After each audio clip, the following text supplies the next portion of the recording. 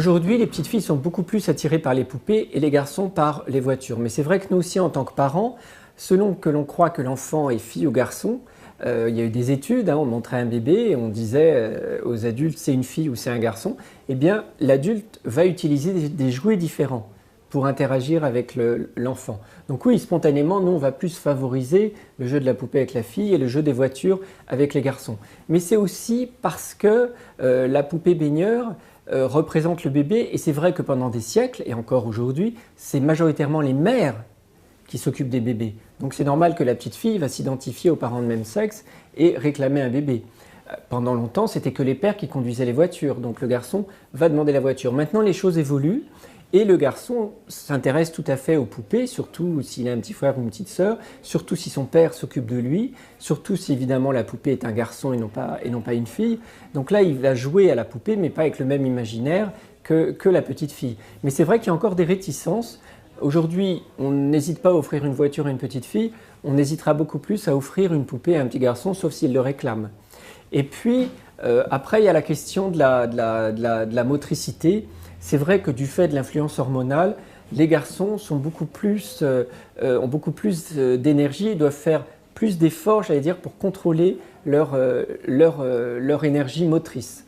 Et donc c'est vrai que le jeu moteur est un peu privilégié par les garçons parce qu'il y a l'influence hormonale qui les pousse à bouger davantage. Mais enfin, il y a aussi des filles qui, évidemment, sont très actives, sont très motrices. Donc le frein, il est quand même d'abord culturel. Après, il y a des centres d'intérêt. De toute façon, il y a aussi des filles qui ne s'intéressent pas à la poupée, qui ne se mettent pas du tout à la place d'une maman, qui n'ont pas envie. Alors, est-ce que ça fera plus tard des filles qui n'aimeront pas tellement s'occuper des bébés, mais davantage des enfants plus grands? C'est possible.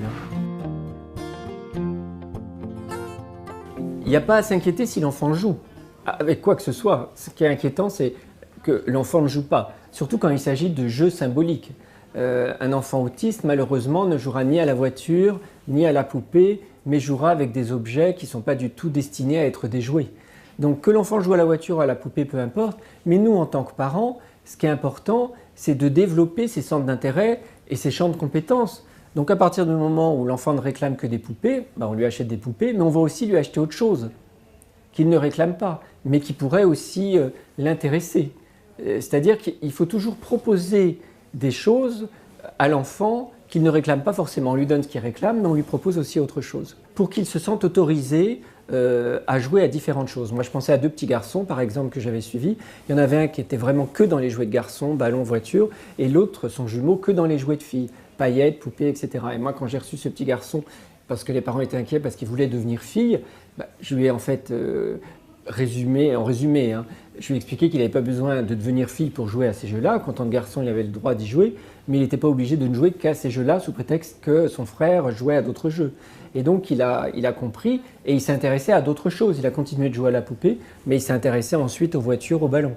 Et du coup, après, c'est son frère qui s'intéressait qu'aux voitures, qui ne se sentait pas très bien parce qu'il trouvait que son frère était quand même un peu tout puissant puisqu'il était capable de jouer à tout.